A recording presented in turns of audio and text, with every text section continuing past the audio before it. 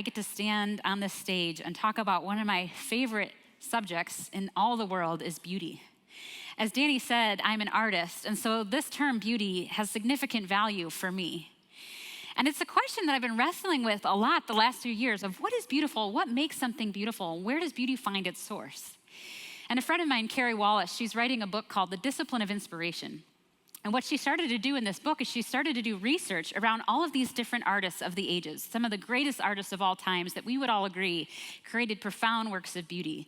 Bach, Beethoven, Michelangelo, Da Vinci. She even had Michelangelo in there, or Michael Jackson in there. And she was asking the question, what is the common thread? Is there a common thread between all of these artists? And what she found is that, they lived very different lifestyles. They even had different beliefs and ways that they thought. But one common thing that she found in common was that all of these artists attributed their inspiration to something outside of themselves, something bigger than them, something eternal. And as I've wrestled with this question and thought about this, and as I've studied this passage that we're going to look at today, I believe that beauty finds its source in God himself.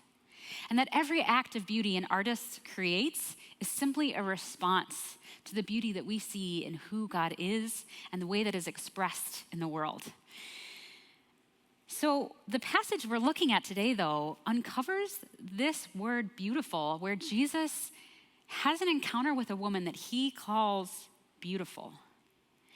And what I want you to know about the context of this passage, as it was read earlier, is that the surrounding climate of this passage is very dark. It is sort of this leading climactic moment up to the cross. This is just a few days before Jesus goes to the cross. And so you can almost feel the tension building in the story up to this moment where people are coming in. It's for a couple days before Passover. So people are coming into the city to celebrate Passover. This is just 2 days before Jesus has his last supper with the disciples.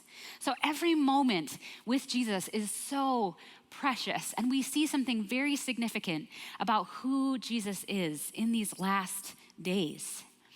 And Jesus, there was a banquet thrown in his honor, and lots of people are at a banquet. A banquet is a very, luxurious, extravagant meal that the disciples and a few others would have shared with Jesus. And what you need to know about banquets at this time is that it was only men were permitted to the banquet. Women were only permitted at that time to serve. So they were only allowed to approach the table to serve. But here you have Mary, and John's gospel tells us this is Mary, the sister of Lazarus that Jesus raised from the dead, and Martha, who's a good friend of Jesus. But I can almost imagine her kind of hovering in the shadows of the room, maybe standing in the doorway, shifting her weight with this alabaster jar, thinking about what she was about to do. Because what she was about to do was about to create an incredible disruption and distraction to the meal. But here Mary busts in the room with this alabaster jar and breaks it, and everybody would have gasped at that moment. She then breaks it, pours it over Jesus' head, and everybody would have just gone silent. What did you just do? Because as the text shows us, the perfume in this alabaster jar would have been worth a year's wages. It was essentially like Mary took her 401k and just dumped it over Jesus' head. That is how significant of an act that she did. And everyone would have just been gasping at this moment. But not only that, not only was this an extravagant act of financial cost, but this likely would have been in an alabaster jar that was a family heirloom, likely passed down from generation to generation, and she breaks it to honor Jesus.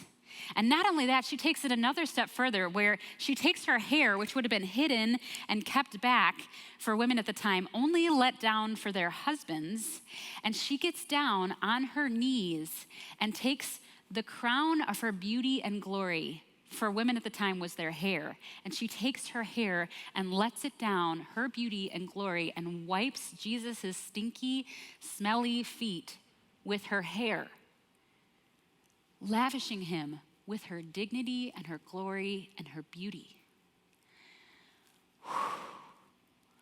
Can you imagine being in the room at this moment? Everybody there would have been caught up in the beauty of what she has just done for Jesus. So what do we see from Mary in this story about what is beautiful? Jesus calls this act beautiful. What do we see is beautiful from this act? I think the most obvious thing we see here is that beauty is extravagantly generous. It was great cost what Mary just did for Jesus. Not only was it the financial cost of the perfume in the alabaster jar, it was the sentimental cost of breaking something very precious from her family, but also it was lavishing Jesus in a very risky, public way, risking the cost of public humiliation and shame. To go into this room full of men and do this act would have humiliated her in the midst of all these men. And I'm sure she was wondering, like, I'm not sure how everybody's going to respond to this. She risked shame and rejection, and that is exactly what she gets. The disciples cry out indignantly. The text says they are indignant, which means like nostrils flaring, so angry at what she just did. They say, why this waste? This perfume could have been sold and the money given to the poor, and they rebuke her harshly. Why this waste? Can I just be honest with you? As I look at Mary's story and I think about my story and my journey as an artist, I get Mary.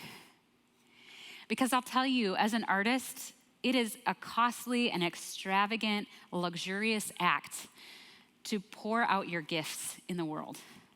And for me personally, when I am creating, it is kind of like this intimate moment with Jesus, where I am worshiping and I'm responding to him and I'm responding to the moment and I am creating, and it is extravagant. I mean, the time that it takes to create, and also art supplies are not cheap. And so the wealth and the cost put into this has been really hard to do in the midst of a culture that we really value efficiency and productivity and success and what we can measure. Beauty feels like a luxury. And especially during this pandemic, this was really a struggle for me when we started to have terms like essential versus non-essential, right? Where we started to talk about really had to hunker down on survival, and there's a reason that we did that, and it's important that we did. But it kind of developed a complex for me because I was on sabbatical at the time, and over sabbatical, I had planned to just spend time creating and worshiping Jesus and responding to him. And it was hard because I was like, is my work and is creating beauty essential? And I wonder, even for some of us in this room, to ask the question, is beauty essential? Do we need it? And this was the question that I was struggling with. And so every single time I was about to go into my studio, I would hear the words like the disciples saying, why this waste? Why this waste? You could have been sewing masks, except I don't know how to sew. Or you could have been spending this time caring for people in the community, or you could have spent this money on the poor, but like, why would you spend all of this time lavishing yourself on Jesus through creativity and beauty and art? Why this waste? But what I love about Jesus in this passage is how he responds to this woman's act of extravagant generosity. He says, he comes to her defense, and I can almost see him standing between Mary and the disciples who are saying, why this waste? And he says, leave her alone. She has done a beautiful thing for me. Why are you bothering me, her? She has done a beautiful thing for me. Jesus shows that the expense pointed to something deeper than the money. It pointed to how deeply she treasured him, how deeply she loved him. Beauty is extravagantly generous. And all extravagant generosity finds its source in love. And the closest association I could think of when thinking about what would this be like in our day and age, what Mary just did, I think about a marriage proposal. That's not what Mary is doing here. But guys, you pour yourself out for your beloved, and hopefully you do that today on Valentine's Day. But, my husband, he proposed on the beach, and I can just imagine him, like getting down on one knee. He's bought this very expensive ring and sort of pouring himself out to me. And then all of a sudden, the heckler on the beach walks by and says, "What a waste." Like, how would that make me feel? But this is exactly what's happening. She is lavishing her whole self, all of her gifts, everything she has, her whole soul on Jesus because she loves him deeply and she cherishes him. And her act is a demonstration of this. And love is not practical. It is not efficient. It's not pragmatic. It doesn't get us from point A to point B. But that is what her act points to and that beauty reveals in this moment. And her beauty and her extravagant generosity points to an extravagant and generous God that we have. She is simply responding to the beauty that she sees in Jesus and responding to an extravagantly generous God who lavishes our world with sunsets and sunrises every day that some of us never even really pay attention to, and thousands upon thousands of variations of flowers and birds and animals and trees. God constantly lavishes our world with extravagant generosity and expressions of his love for us. And Jesus, in the way that he lived, lavished the world with extravagant generosity in the way that he loved and the way that he served. And she is pointing to this through her act of beauty and extravagant generosity. And she's simply responding in kind. And what we see in Jesus defending her is that he saw what the disciples missed. He elevated her act of beauty because it revealed something that the disciples missed. He says, "The poor you will always have among you, but you will not always have me." Jesus isn't downplaying the poor, but he's calling attention to the significance of this moment. And that's what beauty does. Beauty illuminates the eternal in the present moment. What do I mean by this? Have you ever been to a sunrise or a sunset? And sunrises and sunsets are called these thin places where it seems like the veil of heaven and earth is paper thin. And you stand before the glory and beauty of the color displayed in the sunset, and you all of a sudden are taken to a different place. It's like all of a sudden something is awakened in you, and you just realize there is something bigger than me going on here. There is something more to me and more to this story than I have been paying attention to. Beauty awakens us to who we are and who we were meant to be and who God is. It awakens us to the eternal, significant moments in our lives. And we are caught and captivated in it when we encounter it, aren't we? And we want it to stay. We want to cherish that moment. I remember recently when I went and watched the sunset with my mom at Pyramid Point, which is a really beautiful spot overlooking Lake Michigan, close to where we live.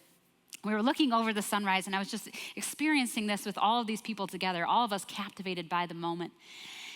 But it was getting kind of late because the sun sets pretty late in the middle of summer in Traverse City. And so it was like 10 o'clock, and we were like, we should probably be going, even though the sun hadn't completely set yet. And I remember making my way on the trail away, and I turned back and I started to see the sun continue just through the trees.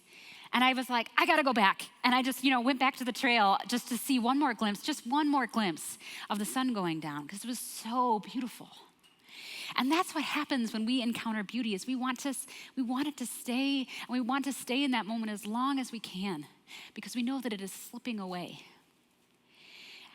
And that is exactly what Mary is doing here with Jesus. Perhaps she anticipated that just in a few days, Jesus was going to be going to the cross.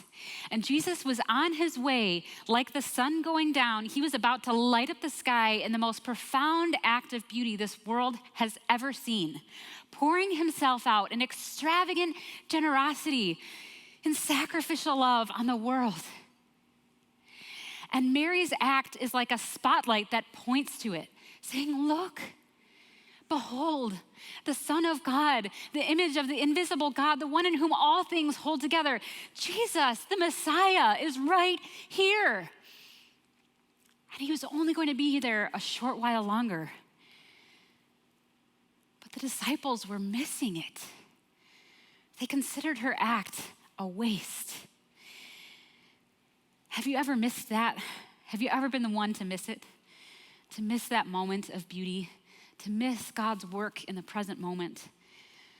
I'll tell you, though I am an artist and I love to lavish beauty on Jesus and respond to him like Mary, I also have another side of me that is at war with myself with this. Because I'm an Enneagram 3, and if you guys know anything about the Enneagram is an achiever, which means I am really good at getting things done. Oh, I see another achiever over here. Yes, I see you. So you know what this is. So when you are an achiever, you're like, I am so fixed on goals and getting things done. And I have like lists that have lists of things that I like to get through during a day. And I can just hammer it out, okay, I'm going to cram through my inbox and I'm going to cram through my text messages and I'm going to boom, boom, boom, boom, boom, like bust it out throughout the whole day. And we live in a culture that is that way as well, that we value the goals and success and the, pragmatic, practical ways of giving through life. And so we value what is efficient. But this is anything but efficient. And so many days I can miss out in the beauty of the moment because of my drive for what is, what the goal is and what I can accomplish. But beauty anchors me in the present moment. It anchors me in my humanity to remember that I am a person of flesh and blood, that I am not a machine like the machines I operate on, but that I am limited, yet filled with divine presence. And beauty awakens me to my humanity and the divine within me and around me. And I had one of these moments like that where I was watching The Greatest Showman. Any of you love The Greatest Showman? I was watching it with my family, and we were getting to the point in the film where P.T. Barnum, as depicted in The Greatest Showman, he is on this hunt for success and fame and all of the things that he wants to rack up in his life to make him feel secure in who he is and to make others love him and respect him. And he goes down on this spiral in the movie, and at the end of the film, he has this moment where he recognized after all of his failures that he has missed his family, that he's missed the moment. And he slows down and he says this part in the song, he says, "For years and years, I've chased their cheers, the crazy speed of always needing more. But when I stop and I see you there, I remember who all this was for." And P.T. Barnum has that moment of remembering in the act of beauty. He sees the beauty in his family and it calls to mind why this life is worth living. What is so significant and precious in this moment? And likewise, as I'm sitting there with my two boys that are 2 and 4, and we're cuddling together and I'm cuddling next to my husband watching this film, I had that moment of awakening of, have I been so busy and caught up in all of the things and all of the projects and all of the successes that I've missed the sacredness and the beauty of my family? And that's what beauty does, is it illuminates the eternal in the present moment, but it also illuminates the darkness in us sometimes, doesn't it? It illuminated for me where I was missing it. And Mary's act illuminated where the disciples were missing it. And what's crazy about Mary's story here and her act of beauty is that as book ended in this story, at the front end, the chief priests are scheming for a way to kill Jesus. Then we have her story, and then at the end of the story, Judas then goes and betrays Jesus. And her act revealed like a giant spotlight what they really treasured. In contrast, her act was like a light illuminating a night sky, revealing who Jesus is and why he is worth the sacrifice. And I'll tell you, beauty shines best in the darkness, doesn't it? Because it's when we need it the most. In a world that is broken and decaying, we hunger for beauty because beauty nourishes the soul. In this story, we get a glimpse of Jesus' humanity here, that he was hungry for beauty. He was about to go to the cross, and he was anticipating his death. And I can almost see him slowing down and tenderly saying, she did what she could. She poured perfume on my body to prepare for my burial. Jesus had a few days left to live, and he was hungry for beauty. And he recognized that what she did was an act of love for him that nourished his soul and reminded him that somebody loved him. And it also reminded him of where this story was going. I can almost picture Jesus on trial, insults being hurled at him, and him taking a deep breath in and maybe smelling lots of things. But perhaps somewhere in there was this fragrance of this perfume that would have been this earthy cinnamon scent. And as he smells that, remembering that while everyone around him may be rejecting him right now, there is someone who loves him. And that nourished him deeply. I can picture him there on the cross, excruciating pain, taking a breath and smelling just a hint of that fragrance. His body was going to be decaying, and her act of beauty covered that shame. And it also pointed on towards hope, that this isn't where the story ends, that it doesn't end with Jesus in the grave, but it ends with life. And that is what beauty is revealing here. That is what we hunger for and we long for in the midst of darkness, is hope. Beauty nourishes our souls with hope. And I'll tell you, our world is starving for beauty right now, isn't it? We have had quite a year. And in the midst of darkness and loss and despair and suffering and death and division and hate, beauty nourishes our souls. And it didn't take long for us to see beauty shining in the darkness, did it? It wasn't long after shutdown that we began to see Italians singing to one another on balconies. Or our computer screens light up with Zoom choirs, illuminating the significance of this moment, that there is beauty and there is hope here. But I'll tell you, beauty is not just found in the arts. Beauty is anywhere love is lavished on a broken world, like this woman did, like Jesus did for us. It's just that artists help us draw our attention to it. But when you look for it, you will find it. And you know where I found it? I found it here. This is a picture of my sister Jess. She's a PA chief, a physician's assistant chief at Royal Oak Beaumont. And this is another picture of her on the left. I'm super proud of her. And I saw something beautiful arise in her in the midst of this time. Because in the midst of chaos and in the midst of despair, she would call me and we would talk about stories of how she would go into the hospital and she would see families saying goodbye to their loved ones because they weren't sure that they were going to see them again. And she would see all of these people that were scared and frightened, and she would tell me what it was like to talk to patients that she knew weren't going to make it. And I saw a video of her at a drive-in test site where she showed up and she was running the test site, and I just saw car after car pull up, and I just could sense the fear and anxiety, and the people in the car, I don't know what's going on, what I'm gonna do. And what I saw in her and rise in her was profoundly beautiful. The way that she demonstrated empathy and compassion, the way that she risked herself, showing up to work every day, risking getting sick or her family getting sick, but she showed up and she expressed profound beauty in the way that she steadied and calmed and spoke hope and life into the people that she worked with, in her staff and in her patients. And I remember one time she told me, she's like, after seeing some of these images on screens of her face, she's like, I don't really love that my face has been the face of COVID. And I remember saying to her, Jess, no, you are the face of hope in this time. You are the face of Jesus in the way that you lavished yourself sacrificially, pouring yourself out to demonstrate the beauty of Jesus. And people need to see that face right now.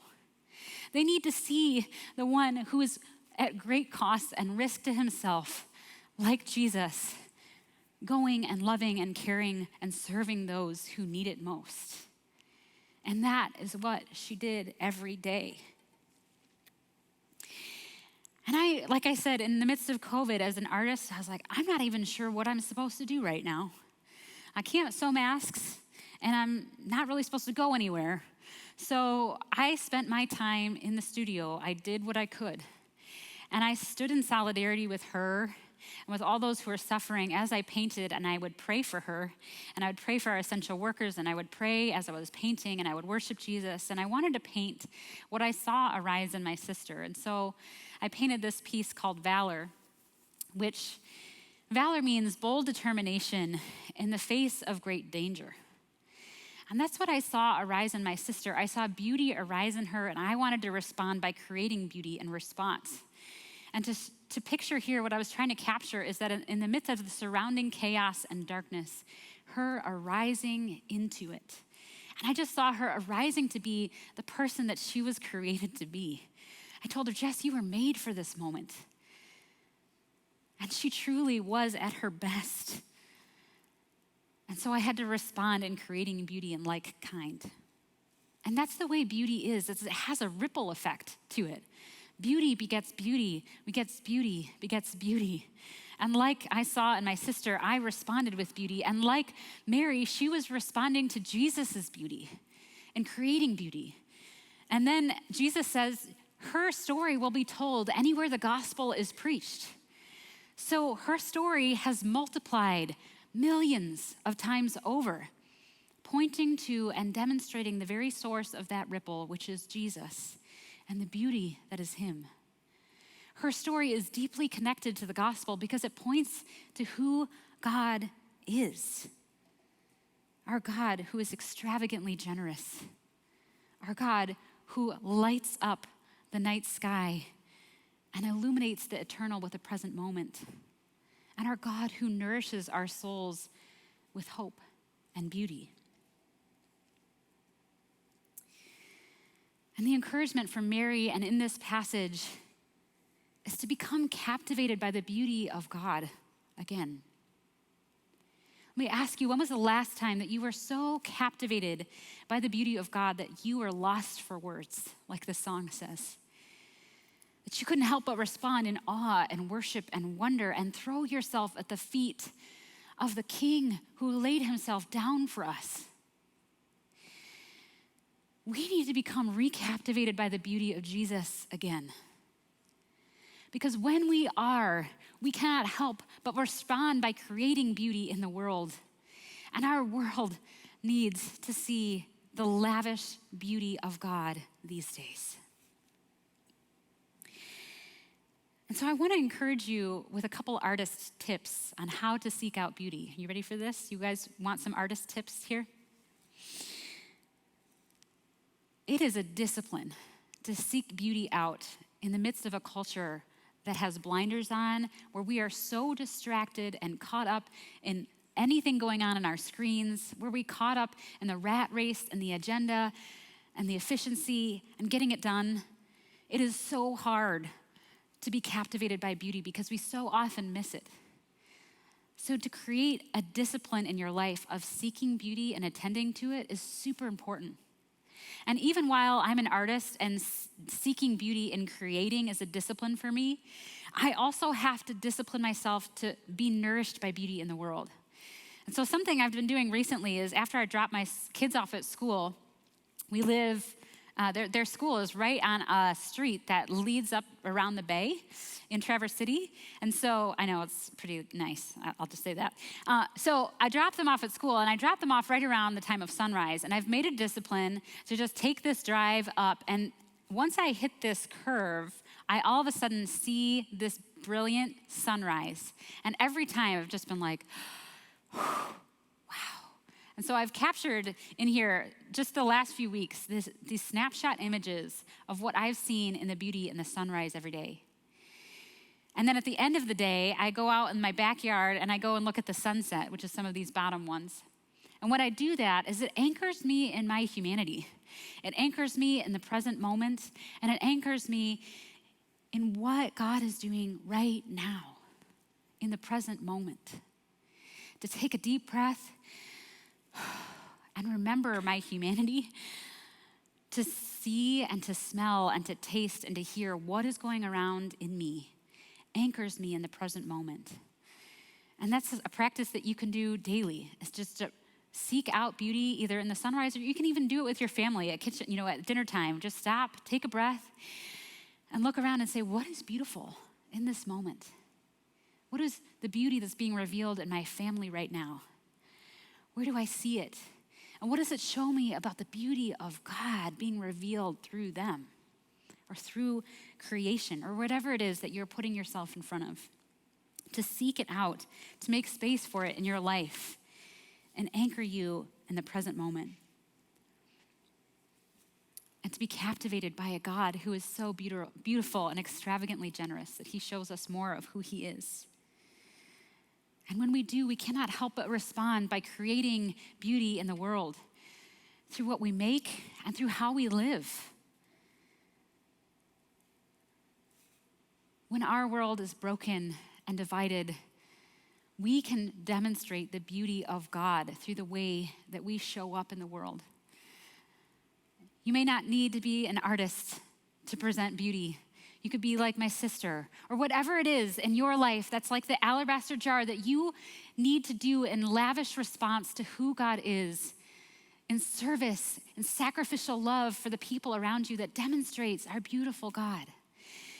And God's desire is that the gospel would be clothed in beauty, that when the world looks at the church, they would see the beauty of God and say, wow, that's profoundly beautiful. How are we doing there? We have some work to do, don't we, when it comes to representing the beauty of Jesus in the world. But it's worth it. The gospel and Jesus is worth it. It's worth the sacrificial, extravagant love that we pour out on the world, and it multiplies. And that when people see our beauty, they respond in beauty. And it goes, and it ripples, and it goes, and it goes, and it goes. Seek out the beauty of God, make space for it, and respond by creating beauty in the world. Let me pray for us. Jesus, I thank you that you are profoundly beautiful. I thank you for your love poured out in extravagant generosity on our world. And I thank you for this story that anchors us in the present moment and reveals to us just how precious and sacred you are.